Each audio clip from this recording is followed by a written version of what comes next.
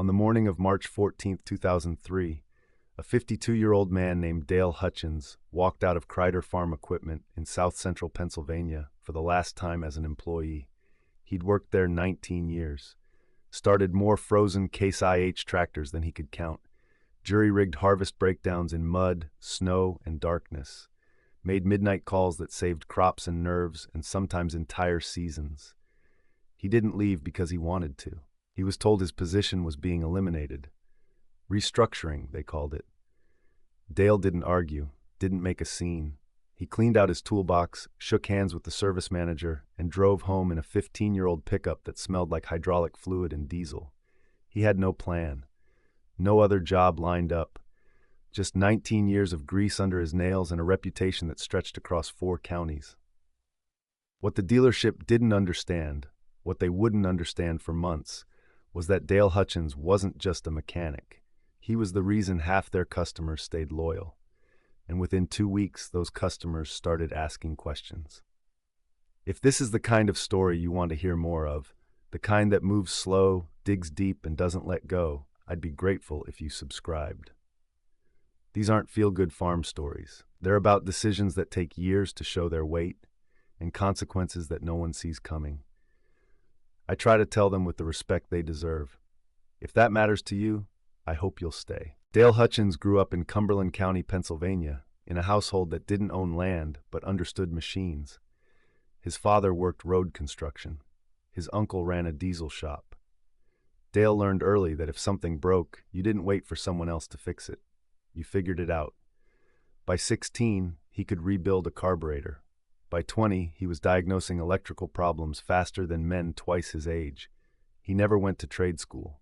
Didn't need to. He had the thing that couldn't be taught. He could feel when a machine was lying to you. A miss in the idle, a hesitation in the hydraulics, a temperature climb that didn't match the gauge. He listened. In 1984, at 23 years old, Dale took a job at Rehired Farm Equipment, a Case IH dealership just outside Shippensburg. It was a small operation. 3 mechanics, 1 parts guy, 2 salesmen, and the owner, a man named Merle Rehired, who'd started the business in 1967.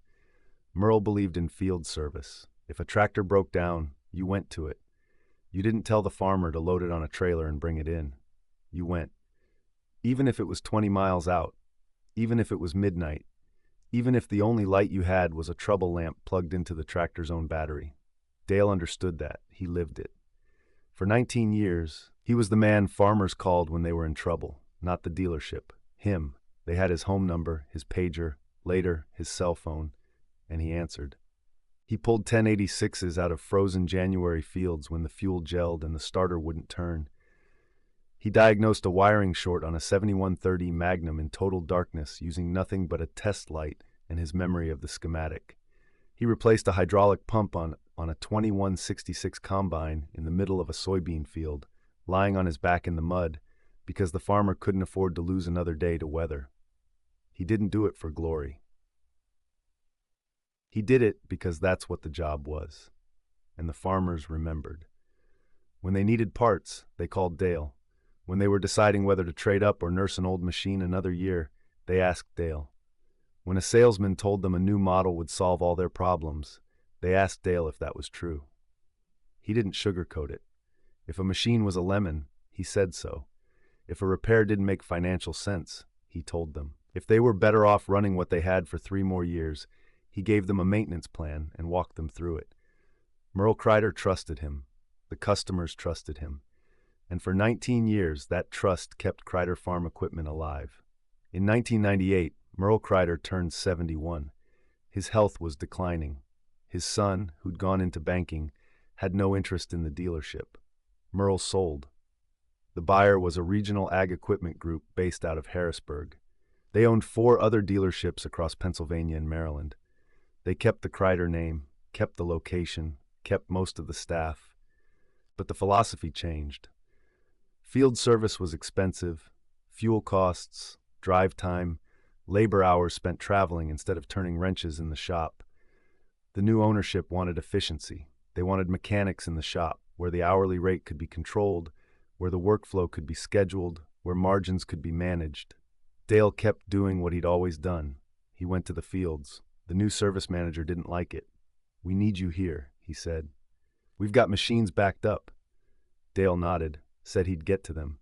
But when a farmer called in the middle of corn planting with a busted hydraulic line on a 5230, Dale went. When a 7220 threw a belt during first cutting and the hay was ready to bale, Dale went. The service manager stopped asking. He started documenting. Drive time, mileage, hours not billed to shop rate. By 2002, the spreadsheet told a story the new owners didn't like. Dale Hutchins was their highest paid mechanic, and by their math, their least efficient. On March 12, 2003, Dale was called into the service manager's office. They told him his position was being restructured. They were moving toward a shop-based service model. Younger techs, lower wages, faster turnaround. Field service would be limited to emergency breakdowns only, and billed at a premium rate most farmers wouldn't pay. Dale asked if there was another position. They said no. He asked if it was his work. They said it wasn't about quality, it was about cost structure. He didn't argue, he asked when. They said end of the week. 2 days. Dale worked those 2 days like he'd worked the previous 19 years. He fixed a clutch on a 5140, diagnosed a fuel delivery problem on a 710, ordered parts for a farmer who'd be planting in 10 days. On Friday afternoon, he turned in his keys. The service manager shook his hand and said he was sorry. Dale nodded. He didn't believe him. The first call came on Monday. A farmer named Eugene Hess needed a hydraulic pump for his 7140 Magnum. He called the dealership and asked for Dale. "Dale's no longer with us," the parts guy said. "What do you mean?" "He's no longer employed here." "Since when?" "Last week." Eugene asked where he went. The parts guy said he didn't know. Eugene hung up. He called 2 other farmers. By Tuesday, 12 people knew. By Wednesday, it was 30. By the end of the week, it seemed like half the county had heard. And the question everyone was asking was the same. Why? No one at the dealership would say. Restructuring, business reasons, policy change. The answers were vague enough to feel like lies. Farmers started calling and asking for Dale anyway. Not because they didn't know, but because they wanted the dealership to hear it. "I need Dale Hutchins. He's no longer with us? Then I'll wait.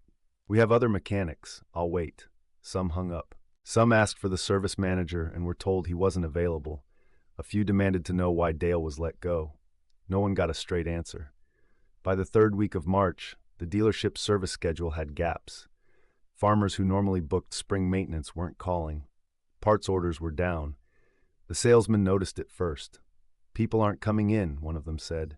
"They'll come back," the service manager said. "They always do." But they didn't. Dale Hutchins spent the first 2 weeks unemployed doing what he always did when he had time. He fixed things. His own truck, a neighbor's lawnmower, a tiller that hadn't run in 3 years.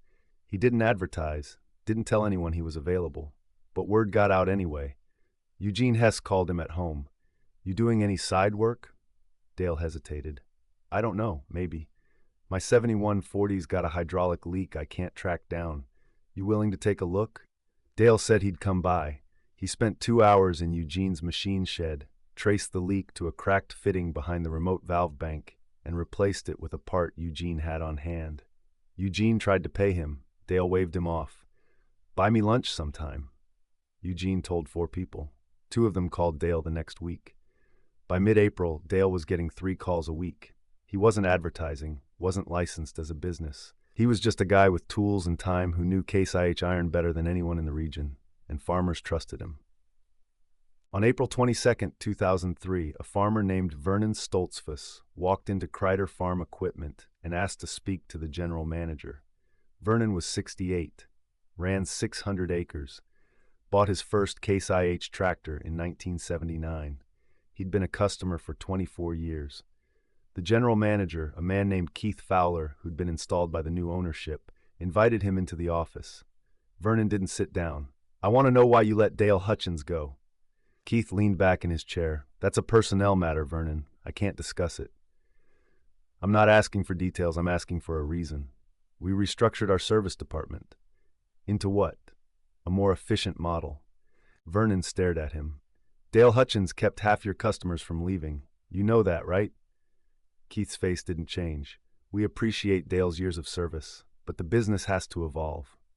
Evolve, Vernon repeated. He turned and walked out. He didn't buy another part from Kreider Farm Equipment for the rest of his life.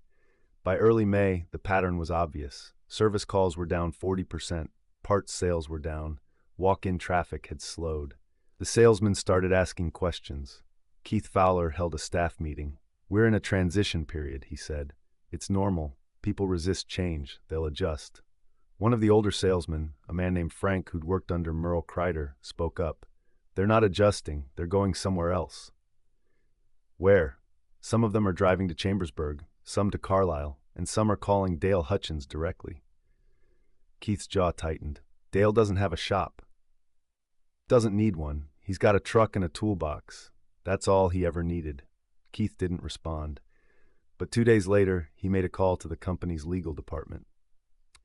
In mid-May, Dale Hutchins received a cease and desist letter. It was delivered by certified mail. The letter stated that Dale had signed a non-compete agreement when he was hired in 1984 and that his current activities, providing mechanical services to customers of Kreider Farm Equipment, constituted a violation. He was ordered to stop immediately. Dale read the letter 3 times. He didn't remember signing a non-compete. He called a lawyer in Carlisle, a man who'd gone to school with his cousin. The lawyer asked to see the agreement. Dale didn't have a copy. The lawyer requested one from the dealership. It took 2 weeks, but they sent it. The agreement was dated 1984. It was 1 page. The language was broad and vague. The lawyer read it and shook his head. "This might not hold up in court," he said, "but fighting it will cost you more than you've made in the last 2 months." Dale asked what he should do. The lawyer said, "Depends on whether you want to fight or move on." Dale didn't answer right away. He'd never been someone who fought. He fixed things. But this wasn't something he could fix with a wrench. On May 28, 2003, a farmer named Lester Brubaker made a phone call. Lester was 71. He'd farmed his entire life. He was a deacon at his church and a member of the County Farm Bureau. He wasn't loud, wasn't political, but he had a memory that went back 50 years, and he knew which battles mattered. He called Vernon Stoltzfus, then Eugene Hess, then a man named Paul Whitmer who ran a 1,200-acre dairy and grain operation. He told them what happened to Dale, and he told them what he wanted to do about it. By June 3rd, 58 farmers had signed a handwritten letter. It was 2 pages long. The language was plain. It didn't threaten, didn't accuse, it stated facts. Dale Hutchins had served the farming community with integrity for 19 years. His termination was the dealership's right. But pursuing legal action against him for helping farmers who called him, farmers who had no other option when the dealership wouldn't come to the field, was something else. The letter didn't demand his rehiring. It made a simple statement. If Dale Hutchins is not reinstated with back pay and a public acknowledgement of his value to this community, the undersigned will cease all business with Kreider Farm Equipment effective immediately. 58 names, 58 signatures, 58 customers who represented more than $2 million in annual parts, service, and equipment sales. The letter was delivered by hand. Vernon Stoltzfus and Lester Brubaker walked it into the dealership on June 5th and asked to see Keith Fowler. He wasn't available. They left it on the counter and they walked out. Keith Fowler called his regional manager that afternoon. "We've got a problem." The regional manager flew in 2 days later. They met in a conference room with the dealership's attorney on speakerphone. Keith explained the situation. The attorney asked how many of the 58 names were active customers. Keith checked the system. 51. "And what's their average annual spend?" Keith ran the numbers. About $40,000 per customer. The attorney was quiet for a moment. "That's $2 million in revenue. Give or take. What's your margin?" 15% on parts and service, 20 on equipment. "So you're looking at losing somewhere between $300,000 and $400,000 in profit." Keith didn't respond. The regional manager leaned forward. "What do they want?" "They want us to rehire Dale Hutchins." "With back pay?" "Yes, and a public acknowledgement. That's what the letter says." The regional manager looked at the attorney on the phone. "Can they do this?" "It's not a boycott in the legal sense," the attorney said. "They're not conspiring to harm the business. They're just choosing not to do business with you. That's their right. So we can't fight it. You can, but you won't win, and it'll cost you more in legal fees than the settlement would." The room was silent. Finally, the regional manager spoke. "How much does Hutchins make?" Keith checked his file. "He was at 52,000 when we let him go." "Offer him 60, and write a letter thanking him for his years of service." Keith hesitated. "And the non-compete? Drop it." On June 11th, 2003, Dale Hutchins received a phone call. It was Keith Fowler. He asked if Dale would be willing to meet. Dale said he would. They met at a diner halfway between Dale's house and the dealership. Keith didn't waste time. "We'd like you to come back." Dale looked at him. "Why?" "Because we made a mistake." "What mistake?" Keith paused. "We didn't understand what you meant to the customers." Dale didn't respond. Keith continued. "We're prepared to offer you $60,000 a year, full benefits, and we'll drop the cease and desist." "What about the non-compete?" "Void." Dale picked up his coffee, took a sip. "What changed?" Keith met his eyes. 58 farmers told us they'd stop doing business with us if we didn't bring you back." Dale set the cup down slowly. 58. Yes, he looked out the window. 58 people he'd helped over the years. 58 names on a letter he'd never seen. 58 farmers who didn't have to do anything, but did. "I need to think about it," Dale said. That night, Dale sat at his kitchen table with his wife, Karen. She'd been a teacher for 26 years. She understood institutions, understood when they changed and what it cost. "Do you want to go back?" she asked. Dale didn't answer right away. "I don't know," he finally said. "Part of me does, part of me doesn't." "What's the part that doesn't?" "They fired me, Karen. They said I wasn't efficient. They said the business had to evolve, and now they want me back because 58 people signed a letter. So they were wrong. They were wrong, but they didn't figure that out on their own. They figured it out because it cost them money." Karen nodded. "That's true." Dale looked at her. "If I go back, it won't be the same. Merle's gone. The people running it now don't understand what we do. They'll want me there until it's convenient to let me go again." "Maybe," Karen said. "Or maybe this taught them something." Dale wasn't sure he believed that. But he thought about the 58 names, the farmers who stood up when they didn't have to, and he thought about what it would mean if he said no. On June 16, 2003, Dale Hutchins walked back into Kreider Farm Equipment, not as a terminated employee, as a rehired mechanic with a raise and an apology. Keith Fowler issued a one-page letter to all customers. It didn't explain what happened. It simply stated that Dale Hutchins had returned to the service department and that the dealership was grateful for his continued commitment to the farming community. The letter was unsigned by Keith. It was signed by the regional manager. A subtle acknowledgement of where the power had been all along. For the next 6 months, Dale worked the same way he always had. Field calls, shop work, midnight emergencies. The younger mechanics watched him and learned. The service manager stopped tracking his mileage. Customers came back. A few had already made the switch to other dealers and didn't see a reason to return, but most did.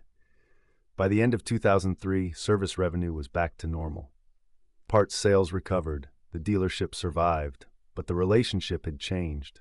Keith Fowler knew it, the regional manager knew it. The 58 farmers had sent a message that couldn't be unheard. You work for us, not the other way around. In 2007, Dale Hutchins turned 56. His back wasn't what it used to be. His knees hurt in the cold, but he still went to the fields, still answered his phone, still showed up when it mattered. In 2009, the economy collapsed. Kreider Farm Equipment laid off 2 of the younger mechanics. Dale stayed, not because he was irreplaceable, but because the dealership had learned, the hard way, that some people hold more value than a spreadsheet can measure. In 2011, Keith Fowler was transferred to another location. The new general manager was a man named Tom Dietrich, someone who'd worked in the service department under Merle Kreider 20 years earlier. Tom understood field service. He gave Dale full authority to go wherever he was needed. No documentation, no mileage tracking, just trust. Dale Hutchins retired in 2016 at the age of 65. He'd worked at Kreider Farm Equipment for 31 years, minus the 3 months in 2003 when he didn't. His retirement party was held in the dealership's shop. More than 100 people showed up. Farmers, mechanics, parts guys, salesmen who'd come and gone over the decades. Vernon Stoltzfus gave a short speech. He didn't talk about tractors. He talked about the letter. 58 of us signed that thing, he said. Some people thought we were crazy, thought we'd lose our dealership and have to drive an hour for parts. But we didn't do it because we wanted to prove a point. We did it because Dale earned it. And when someone earns your loyalty, you don't just walk away when it gets inconvenient. He looked at Dale. You never walked away from us, so we didn't walk away from you. The room was quiet. Dale nodded. He didn't trust himself to speak. 3 years after Dale retired in 2019, Rehired Farm Equipment was sold again, this time to a national chain. The new ownership consolidated operations, moved service departments, reduced field calls. By 2021, half the old customers had left. Some went to independent mechanics. Some drove farther to other dealers. A few quit farming altogether. The dealership still exists, but it's not the same place. The people who made it what it was, people like Dale, like Merle, like the 58 who signed the letter, are gone. And the new owners will never understand what they lost, because they think a dealership is a building. It's not. It's trust. And trust isn't something you can restructure. In 2023, a reporter from a regional farm magazine wrote a story about the decline of independent farm equipment dealers. She interviewed several former employees of Rehired Farm Equipment. One of them mentioned the letter from 2003. The reporter tracked down Vernon Stoltzfus. He was 91 and no longer farming, but his memory was sharp. We didn't think of it as a protest, he said. We just thought of it as standing up for someone who'd stood up for us. The reporter asked if he thought it made a difference. Vernon thought for a moment. Dale got his job back. He worked another 13 years, and the dealership learned something, at least for a while. What did they learn? That you can't measure loyalty on a balance sheet. The reporter asked if he thought that lesson stuck. Vernon looked out the window at the farm his grandson now ran. For a few years, maybe, but eventually, someone always forgets. Dale Hutchins still lives in Cumberland County. He's 73 now. He doesn't work on tractors anymore. His hands shake too much for the small bolts, and his back won't take the crawling. But farmers still call him. Not for repairs, for advice. Should I trade this in or run it another year? Is this dealer giving me a fair price? Do you know a good independent mechanic? He answers every call, because that's who he is. And 58 people made sure he got the chance to keep being that person. Not because they wanted something in return, but because some debts don't get paid with money. They get paid with showing up. The Case IH 7140 Magnum that Eugene Hess owned, the one with the hydraulic leak Dale fixed in the spring of 2003, is still running. Eugene's son farms with it now. It has 12,000 hours on it. The engine's been rebuilt once, the transmission twice, but it still starts, still pulls, still does the work. And every time it throws a code or develops a leak, Eugene's son calls the same person his father did. Not the dealership, Dale Hutchins, because some things don't change, even when everything else does.